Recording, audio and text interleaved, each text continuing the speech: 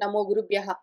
మనము మన మనుస్మృతి ఏడో అధ్యాయం చూస్తూ వస్తూ ఉన్నాము. రాజు, రాజు యొక్క అధికారము, రాజదండము అది కేవలం ధర్మము అని చూపిస్తూ వస్తూ ఉన్నారు. వాటిని మనము అధ్యయనం చేస్తూ వెళ్తూ ఉన్నాము. మన రాజు ఆ దండంతో నడిపిస్తూ ఉంటాడు, శాసిస్తూ ఉంటాడు. ధర్మస్వరూపమై ప్రజలను రక్షిస్తూ ఉంటాడు. నిద్రిస్తూ ఉన్న వాళ్ళను మేల్కొల్పుతూ ఉంటాడు. అటువంటి రాజు దండనాధికారంతో ఆ స్వరూపమై ఉన్నాడు అని చెప్తారు మన బుధులు, విభుదులు.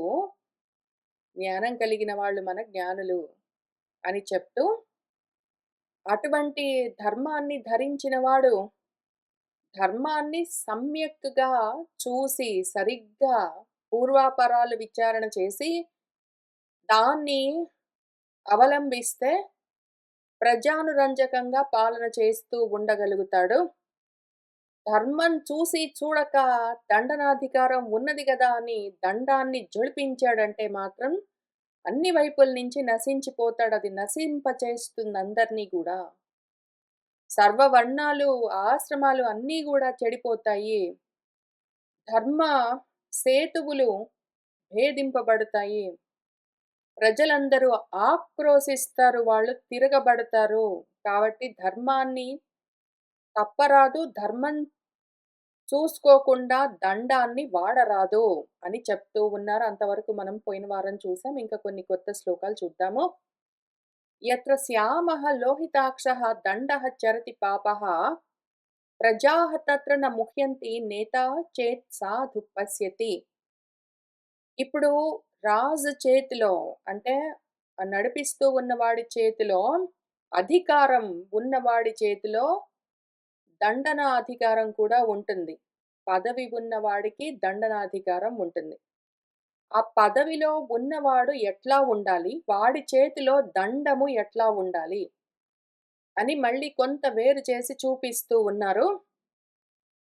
ఎవరైతే నేత ఉన్నాడో, నడిపించేవాడు, నాయకుడు, రాజై ఉన్నవాడు, ఇంట్లో తల్లిదండ్రులు గాని, లేతే బళ్ళో గురువుగారు గాని, లేతే రాజ్యంలో రాజ్యాధికారి లేదా ఆఫీస్‌లో మేనేజర్ గాని ఎవరైనా సరే నడిపిస్తూ ఉన్నవాడు ఎట్లా ఉండాలి అంటే ఆ రాజు, సాధు పశ్యతి చేత్ వాడు చక్కగా అన్నీ చూడగలుగుతూ ఉండాలి. పైగా సాధు అంటే సత్ అని అర్థం. సత్తుని చూడాలి. ఉన్నదాన్ని ఉన్నట్టు యథార్థంగా చూడగలుగుతూ ఉండాలి. వాడికి ఆ దృష్టి ఉండాలి. ధర్మాధర్మాలను విచారణ చేసి చక్కగా పరిశీలనగా చూసి దాన్ని ఆచరించగలిగేవాడై ఉండాలి. కాబట్టి వాడు సాధువై ఉండాలి. వాడిని చూస్తే వాడి దగ్గర ఉన్న ప్రజలు అంటే ఇంట్లో తల్లిదండ్రుల దగ్గరున్న పిల్లలు, బళ్ళో గురువుల దగ్గరున్న స్టూడెంట్స్, అట్లానే రాజ్యంలో అధికారులను చూసి ప్రజలు, అట్లానే ఆఫీస్‌లో లీడర్స్‌ని చూసి టీమ్ మెంబర్స్ భయపడరాదు. వాళ్ళు సాధువులై ఉండాలి, సత్పురుషులై ఉండాలి. అయితే కానీ వాళ్ళ చేతిలో ఉన్న దండము, వాళ్ళ దండనాధికారం ఎట్లా ఉండాలి అంటే, శ్యామము లోహితాక్షమై ఉన్నది ఒకవేళ ఉంటే ఎట్లా ఉంటుందో, ఒక దుడ్డు కర్ర ఉన్నదనుకోండి. ఏదో యముడున్నాడనుకోండి. ఎట్లా ఉంటాడు? ఎర్రటి కన్నులతో, నల్లటి ఆకారంతో యముడు కనిపిస్తే పాపాలు చేసేవాళ్ళు ఎట్లా పరిగెడతారో, పాపాలను నశింపచేసే కింకరులు ఎట్లా నల్లగా ఎర్రటి కన్నులతో భయాన్ని కల్పిస్తూ ఉంటారో, అట్లా వాడి చేతిలో ఉన్న దండము భయం కలిగిస్తూ ఉండాలి. అయితే వాడు మాత్రము సాధువై ఉండాలి. వాడిని చూస్తే భయం వెయ్యరాదు. వాడి చేతిలో దండం చూస్తే మాత్రం అందరూ భయపడాలి. ఆ విధమైన సిస్టమ్‌ని మెయింటైన్ చేస్తూ ఉండాలి రాజు. ఎందుకట్లా ఉండాలి అంటే, ఒకవేళ వాడు ఆ పదవిలో ఉన్నవాడు, రాజు ఎవరైనా సరే, సాధువు కాదనుకోండి, వాడు సత్పురుషుడు అట్లా ఏమి గాదు, మహా క్రూరుడనుకోండి, అసాధువు అనుకోండి వాడు, దౌర్జన్యంగా ఉంటాడనుకోండి. ఇంకప్పుడు ప్రజలు వాడి మాట వినరు, తిరగబడతారు. పని చెయ్యదు. ఒకవేళ వాడి చేతిలో దండము క్రూరంగా లేదనుకోండి, దానికి ప్రజలు భయపడరు. కాబట్టి మాట వినరు, లొంగరు. దండాలకు అంటే ఆ శిక్షలకు ఒకవేళ వాళ్ళు భయపడలేదు అంటే, శిక్షలు ఏదో సుఖంగా ఉన్నాయి, స్వల్పంగా ఉన్నాయి, ఏవో సుకుమారంగా ఉన్నాయి అంటే, ఆ శిక్షలకి భయపడరు గాబట్టి చెప్పిన మాట వినరు. ఇంట్లో తల్లిదండ్రులున్నారనుకోండి, వాళ్ళ దగ్గర పిల్లలున్నారనుకోండి. ఇప్పుడు తల్లిదండ్రులు మాత్రము భయంకరంగా ఉంటారు. మహా క్రౌర్యంగా ఉంటారనుకోండి. పిల్లలు వినరు, మొండికెత్తుతారు.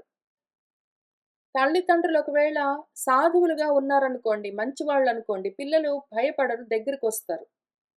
చెప్తే మాట వినొచ్చు. కానీ వాళ్ళ చేతిలో అధికారం ఉన్నప్పుడు వాళ్ళు శిక్షించవలసిన సమయంలో గట్టిగా శిక్షించకుండా పోనీలే, పోనీలే అని ఊరుకున్నారనుకోండి, ఇంకా చులకనైపోతారు.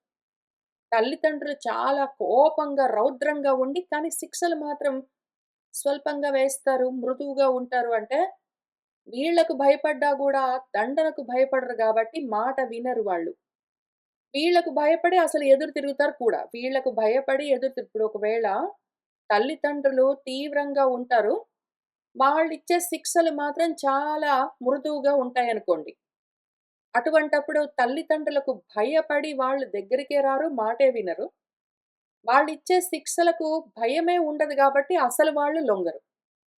ఒకవేళ తల్లిదండ్రులు క్రూరంగా ఉంటారు, దండనలు గూడా క్రూరంగా ఉన్నాయనుకోండి, అప్పుడు భయపడతారు, తిరగబడతారు, మాట వినరు, మొండిగా తయారవుతారు. ఒకవేళ తల్లిదండ్రులు మృదువుగా ఉంటారు, వాళ్ళ దండనలు గూడా మృదువుగా ఉంటాయనుకోండి, సుకుమారంగా. పిల్లలకు తల్లిదండ్రులంటే భయం ఎట్లైనా ఉండదు. అయితే కానీ వాళ్ళిచ్చే దండనలకు కూడా భయపడరు. శిక్షలకు గూడా భయపడరు గాబట్టి మాట వినరు. ఈజీగా తేలిగ్గా తీసుకుంటారు. అందుకని ఈ 3 ఆప్షన్స్ పని చెయ్యవు. తల్లిదండ్రులు భయంకరంగా ఉండి భయంకరమైన శిక్షలు వేసినా పనిజేయదు. తల్లిదండ్రులు భయంకరంగా ఉండి శిక్షలను చాలా స్వల్పంగా వేసినా పనిజేయదు. తల్లిదండ్రులు మృదువుగా ఉండి మృదువైన శిక్షలు వేసినా పనిజేయదు. అయితే తల్లిదండ్రులు మృదువుగా ఉంటూ శిక్షణ ఇస్తూ ఉన్న సమయంలో, శిక్షలు వేస్తూ ఉన్న సమయంలో తీవ్రంగా ఉన్నారంటే, తల్లిదండ్రుల పట్ల వాళ్ళు సత్పురుషులు గాబట్టి భక్తి ఉంటుంది. వాళ్ళిచ్చే శిక్షలు ఉగ్రంగా ఉంటాయి గాబట్టి భయముంటుంది. ఆ విధంగా వాళ్ళు భయభక్తుల్లో ఉండి మాట వింటారు, మార్గం తప్పరు. అందుకని మిగిలిన 3 ఆప్షన్స్ కాకుండా పదవిలో ఉన్నవాళ్ళు అప్రోచబుల్‌గా ఉండాలి. వాళ్ళ దగ్గర స్టూడెంట్స్ ఎవరైనా ఉన్నారంటే, శిష్యులెవరైనా చదువుకుంటున్నారు విద్యార్థులు, వాళ్ళ సొంత పిల్లలు, లేదా వాళ్ళ దగ్గర పనిచేస్తున్న టీమ్ మెంబర్స్, లేదా వాళ్ళ రాజ్యంలోని ప్రజలు అవసరమైతే దగ్గరికి రావడానికి వాళ్ళు సంకోచించకుండా ఉండాలి. వీళ్ళట్లా సత్పురుషులై ఉండాలి. భక్తి ఉండాలి.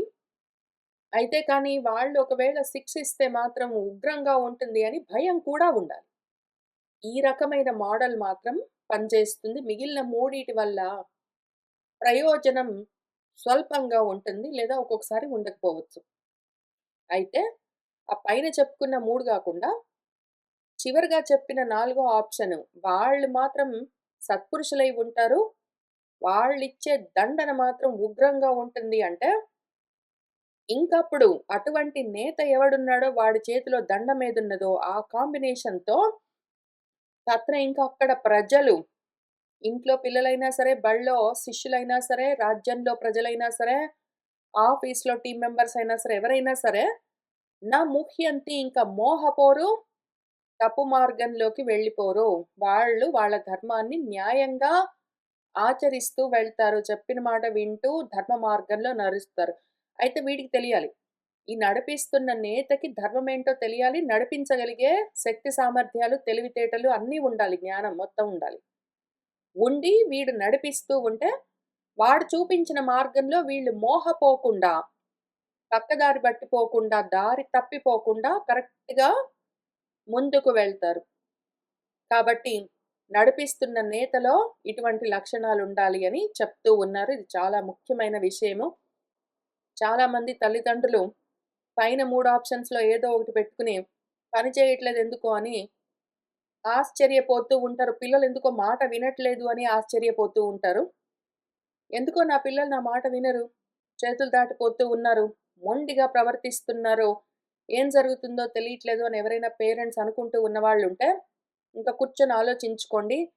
పిల్లలు మాట వినరు, దగ్గరికే రారు, లేదా పట్టించుకోరు, లేదా ఎదురు తిరుగుతారు, లేదా మొండిగా తయారవుతున్నారు అంటే, కారణము మీరు సాధువై మీ దండనము ఉగ్రమై లేదో ఏమో! అవి కొంచెం వేర్వేరుగా ఉన్నాయో ఏమో చూసుకొని మీరు సరిచేసుకున్నారంటే, మీ ప్రజలు మీరు చూపించిన మార్గంలో ముందుకు వెళ్తారు. అయితే ముందు మీకు ఆ దారేమో సరిగ్గా తెలియాలి. మీరు సరైన ధర్మ మార్గంలో ఉండి, మార్గం చూపించేందుకు తగిన స్థితిలో ఉన్నప్పుడే మీరు నేతలవ్వగలరు, రాజులవ్వగలరు. మీకే ధర్మం తెలీదు. మీరే ఎటు పడిపోతున్నారో తెలీదు. అటువంటి పరిస్థితిలో మీరేం నడిపిస్తారు? కాబట్టి ఒకవేళ వాడు రాజే గాకపోతే ప్రజలు మాట వినరు ఎట్లయినా గూడా. వాడిలో ఆ ధర్మమే లేదు అంటే, ఇంట్లో పిల్లల దగ్గర నుంచి రాజ్యంలో ప్రజల వరకు ఎవ్వరు గూడా రాజుల మాట వినరు. వాళ్ళసలు రాజులు గూడా కాదు. ప్రజలు తిరగబడతారు. అది పని గూడా జేయదు. కానీ రాజై ఉన్నవాడు ధర్మం తెలిసిన వాడయి ఉంటాడు గ్యారంటీగా అట్లానే ఉండాలి. వేరే దారి లేదు. అటువంటి రాజు నడిపిస్తూ ఉన్న మార్గంలో ఆయన మార్గోపదేశం చేసి, చూపిస్తూ, నడిపిస్తూ ఉంటే, ఆ మార్గంలో నడుస్తూ ఉన్న ప్రజలు సరైన పంథాలో ముందుకు వెళ్ళిపోతూ, వాళ్ళు సాధించవలసినవి సాధిస్తూ ఉండాలి అంటే, వాళ్ళు మోహపోకుండా, దారి తప్పిపోకుండా, నేతల్లో ఇటువంటి లక్షణం ఉండాలి అని చెప్తూ ఉన్నారు. తస్య ఆహుః సంప్రణేతారం రాజానం సత్యవాదినం సమీక్షకారిణం ప్రాజ్ఞం ధర్మ కామార్థ కోవిదం. తస్య ఈ విధంగా ధర్మం తెలిసి వాడు సాధువై ఉండి, వాడి దండము ఉగ్రమై ఉండి, ప్రజలను సరైన మార్గంలో నడిపిస్తూ ఉన్న నేత అయి ఉన్నవాడెవడున్నాడో, ఆ విధంగా సమ్యక్‌గా ప్రకృష్టంగా నేత అయి నడిపిస్తూ ఉన్న నేతారం, ఆ నడిపించేవాడిని నేతను మన వాళ్ళు ఏమని ఆహుహు మన జ్ఞానులు ఏమని చెప్తారు అంటే, అటువంటి రాజు సత్యవాది. వాడు సత్యం తెలిసినవాడు. సమీక్షకారి. సమ్యక్‌గా అన్నింటిని ఈక్షణం చక్కగా దర్శించి, పూర్వాపరాలన్నీ చూసి, ధర్మాధర్మాలన్నీ విచారణ చేసి, తగిన విధంగా శిక్షలు విధిస్తూ, వాళ్ళని కర్తవ్యోన్ముఖుల్ని చేస్తూ ముందుకు నడిపిస్తూ ఉన్నవాడు అటువంటి కారి. కాబట్టి ధర్మాన్ని ఆచరిస్తున్నాడు. వాడు సత్యాన్ని మాట్లాడుతాడు, ధర్మంగా ఆచరిస్తాడు, సత్య ధర్మాలు తెలిసినవాడు. వాడు ప్రాజ్ఞుడు, జ్ఞానం కలిగినవాడు, ప్రకృష్టమైన జ్ఞానం కలిగినవాడు. వాడు ధర్మము, అర్థము, కామము మూడింటి గురించి తెలిసినవాడు, కోవిదుడు అని ఎంతో ఘనంగా ఇవి తెలిసిన వాళ్ళు పొగుడుతారు వాణ్ణి, ఎంతో ప్రశంసిస్తారు. ఇంట్లో తల్లిదండ్రులు గూడా ఈ విధమైన రాజులై ఉండి, వాళ్ళ బిడ్డలను, వాళ్ళ ప్రజలను నడిపిస్తూ ఉంటే, వాడు సత్యం కలిగిన వాడండి, ధర్మం తెలిసినవాడు, ఎంత గొప్ప మనిషండి, ఎంత ప్రాజ్ఞుడు అన్నీ తెలుసండి, పిల్లల్ని ఎంత చక్కగా ఒక దారిలో నడిపిస్తూ ఉన్నాడండి, ధర్మార్థ కామాలన్నీ తెలిసినవాడు అని అందరూ చుట్టుపక్కల వాళ్ళు మెచ్చుకుంటారు. అట్లానే రాజ్యాన్నేలే రాజైనా సరే, అట్లానే ఆఫీస్‌లో లీడర్ అయినా సరే, అట్లానే బడిలో గురువైనా సరే. ఇటువంటి లక్షణాలున్న వాళ్ళని సత్యం, ధర్మం తెలిసినవాడో, ప్రాజ్ఞుడో, త్రివర్గం కలిగినవాడు అని ఎంతో అభినందిస్తారు. తం రాజా ప్రణయన్ సమ్యక్ త్రివర్గేణ అభివర్ధతే. కామాత్మా విషమః క్షుద్రః దండేన ఏవ నిహన్యతే. అటువంటి రాజెవడున్నాడో, సత్యధర్మాలు తెలిసి ఆచరించేవాడు, మాట్లాడుతూ ఉన్నవాడు, ప్రాజ్ఞుడు, ధర్మార్థ కామాలు తెలిసినవాడు, చక్కగా ప్రజలను నడిపిస్తూ ఉన్నవాడెవడున్నాడో, అటువంటి రాజు ప్రణయన్ చక్కగా తన అధీనంలో ఉన్న వాళ్ళను ముందుకు నడిపిస్తూ, ప్రకృష్టంగా నయన్ నడిపిస్తూ, అట్లానే త్రివర్గాలను ధర్మార్థ కామాలను అభివృద్ధి చెందింపజేసుకుంటూ ఉంటాడు. వాడిలో కూడా త్రివర్గాలు వృద్ధి చెందుతాయి. వాడు గూడా వాడిని ఫాలో అవుతున్న వాళ్ళలో త్రివర్గాన్ని వృద్ధి చేయగలడు. కాబట్టి వాడు బాగుపడతాడు. వాడిని అనుసరించే వాళ్ళు కూడా బాగుపడతారు. అదే ఒకవేళ మనవాడు కామాత్ముడై ఉన్నాడు. తల్లిదండ్రులకు కోరికలు ఎక్కువ. పిల్లలు ఎంత చదివినా సరే ఇంకా చదువుకోకపోతివి. వాళ్ళు ఎంత ఉద్యోగాలు చేసినా సరే ఇంకా పెద్ద ఉద్యోగాలు చేయలేదు. ఇంకా ఏమో సాధించలేదు అనుకుంటూ. వాళ్ళు కూడా ఏవేవో సాధించాలనుకుంటూ ఎంతకి తృప్తి లేకుండా కోరికలతో సతమతమవుతూ ఉంటే తల్లిదండ్రులు కామాత్ములై ఎవరో ఏదో ఇవ్వలేదు, నాకింకా ఏదో రాలేదు అనుకుంటూ విషమంగా ఉండి సమస్థితిలో ఉండనే ఉండరు. ఎప్పుడు చూసినా వాడికెక్కువుంది, నాకు తక్కువుంది, నీకు తక్కువుంది, వాడికెక్కువుంది. పక్కవాడిని చూసావా? వాడికి ఆల్రెడీ అన్నీ ఏ గ్రేడ్స్ ఒస్తున్నాయి. నీకు చూసావా? బీలొస్తాయి. నువ్వు సరిగ్గా చదువుకోవు. మా ఫ్రెండోడున్నాడు. వాళ్ళ కొడుకు ఆల్రెడీ మెడికల్ స్కూల్‌లో జాయిన్ అయ్యాడు. నువ్వేమో ఇంకా ఇట్లా ఉన్నావు. నాకోడెవడో తెలుసు. వాడి కూతురు ఆల్రెడీ పెళ్లి చేసుకుంది. ఇద్దరిని పిల్లల్ని కన్నది. నువ్వింకా పెళ్లి చేసుకోకుండా ఇట్టా కూర్చున్నావు. అదిగో నాకు తెలిసిన వాడొకడున్నాడు. వాడు ఆల్రెడీ అమెరికాకెళ్ళిపోయాడు.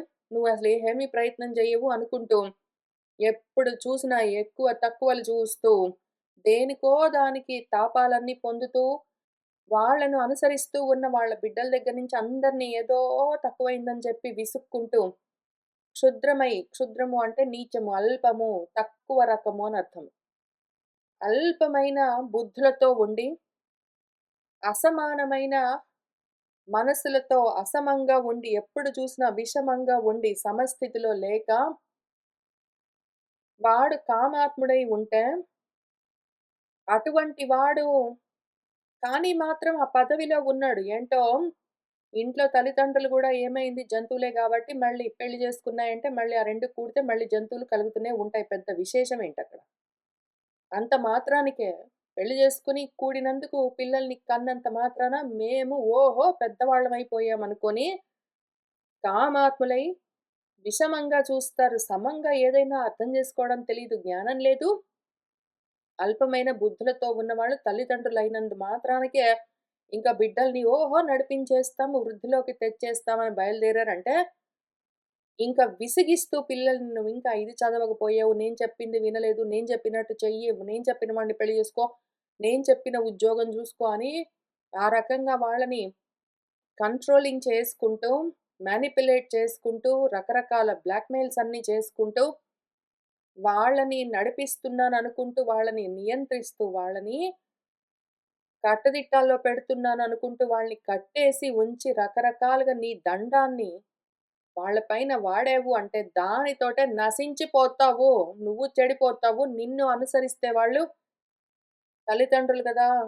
దైవ సమానులు గదా! అనుకోని వాళ్ళు గుడ్డివాళ్ళలాగా ముందు వెనక చూసుకోకుండా కామాత్ముడివై, విషముడివై, క్షుద్రుడివై ఉన్న నిన్ను వాళ్ళు అనుసరించి ప్రవర్తిస్తూ ఉన్నారంటే వాళ్ళు గూడా చెడిపోతారు. వాళ్ళు కనీసం కళ్ళు తెరుచుకొని నువ్వు ఎటువంటి వాడివి జూసుకొని నీకా అధికారం ఉన్నది కానీ నీకు అర్హత లేదని చూసి వాళ్ళ సంగతి వాళ్ళు చూసుకుంటే బాగుపడతారు. నీకు అర్హత లేకపోయినా గూడా అధికారం వచ్చేసింది గాబట్టి నువ్వు దండం పుచ్చుకొని బయలుదేరావంటే వాళ్ళని క్రమశిక్షణలో పెట్టేస్తానని నువ్వు ముందు నశిస్తావు. నిన్ను ఒకవేళ వాళ్ళు నమ్మి ఫాలో అవుతే చెడిపోతారు. దండః హి సుమహత్తేజః దుర్ధరః చ అకృతాత్మభిః ధర్మాత్ విచలితం హంతి నృపం ఏవ స బాంధవం. దండం ఎట్లా ఉంటుందో తెలుసా? దండం ఉన్నంత మాత్రాన నువ్వు దాన్ని వాడదామని బయలుదేరకు. ఆ దండాన్ని వాడడానికి నీకు అధికారం, అర్హత ఉన్నాయా లేవా చూసుకో. అధికారం ఉన్నంత మాత్రాన సరిపోదు. అర్హత గూడా ఉండి తీరాలి. నీకా యోగ్యత లేకపోతే అయినా సరే నువ్వు దండనాధికారాన్ని వాడదామని బయలుదేరావంటే, ఆ దండము సుమహత్ తేజస్ అది గొప్ప తేజోవంతమై ఉంటుంది. దాని తేజస్సు నువ్వు తట్టుకోలేవు. దుర్ధరః దాన్ని ధరించడం కష్టము.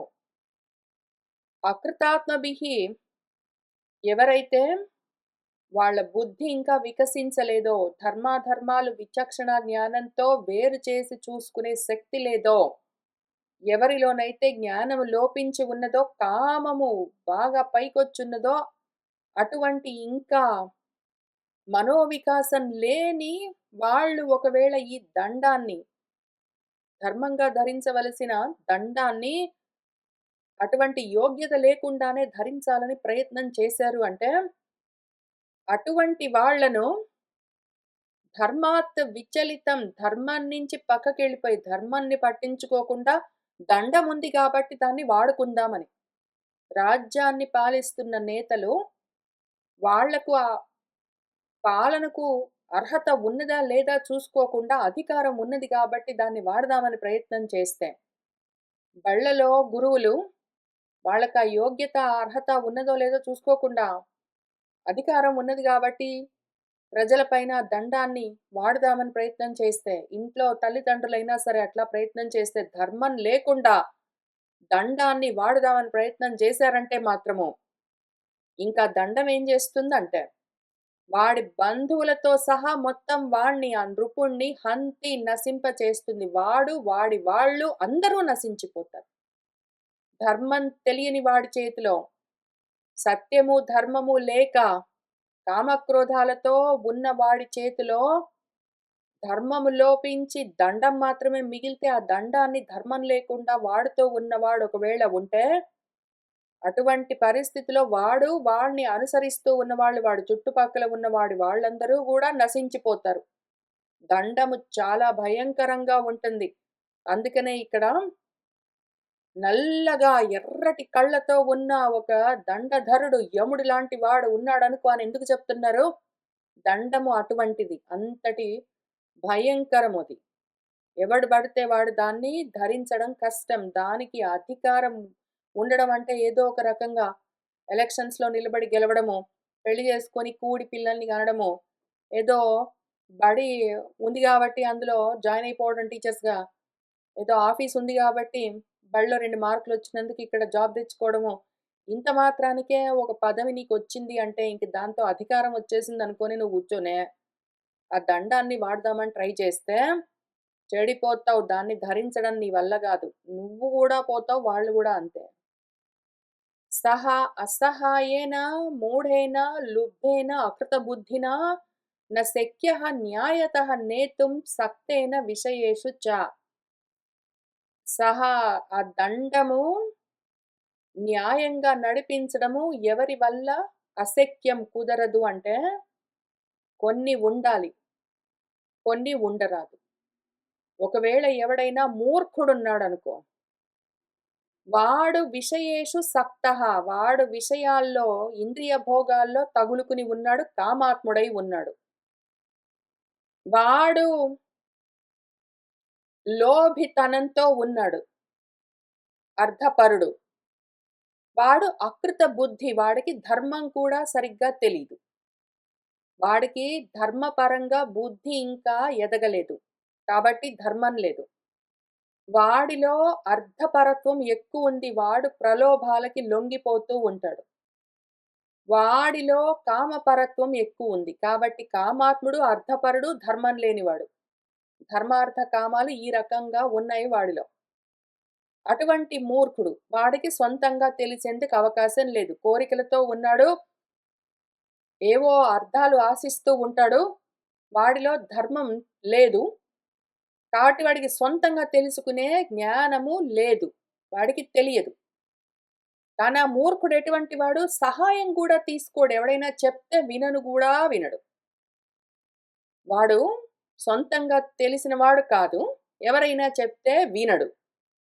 వాడికి తెలీదు. ఒకటి చెప్తే వినడు. అటువంటి మూర్ఖుడు ఉన్నాడు అంటే, వాడి చేత న్యాయంగా ఈ దండము ధరింపబడడం, ఆ దండాన్ని బెట్టుకుని నేను నడిపించేస్తానంటే అశక్యము. వాడు అశక్యుడు, వాడు అయోగ్యుడు, అనర్హుడు.